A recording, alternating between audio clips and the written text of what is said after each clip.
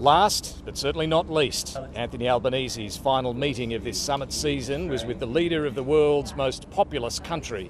Prime Minister, I'm very pleased that we're having our annual Leaders Summit here. The two Prime Ministers discussed improving trade and military ties, and inevitably, cricket. It's now a great rivalry, but played in great spirit. But they don't agree on everything. India has been growing closer to Russia, both economically and diplomatically.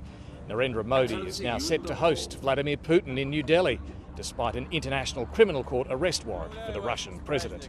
It's up to Mr Modi, Prime Minister Modi, will conduct foreign policy as he sees it. The G20 leaders as a whole often don't agree on everything either, but they did manage to achieve a joint declaration here in Rio.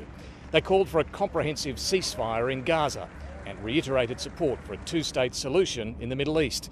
Leaders also called for a just and durable peace in Ukraine, but there was no finger of blame pointed over either conflict and no specifics on how peace should be achieved. Mr Putin can end this now by just withdrawing to his own borders, which is what should occur.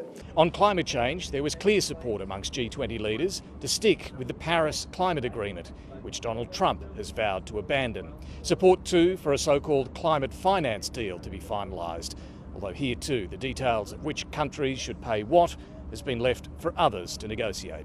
At the APEC summit in Peru and this G20 gathering in Brazil, the Prime Minister has been navigating a rapidly changing global environment. He's been making clear Australia's support for free trade and climate action. He now heads back to navigate a difficult political environment at home and will be focused squarely on domestic priorities in the lead up to his own election. David Spears, ABC News, Rio de Janeiro.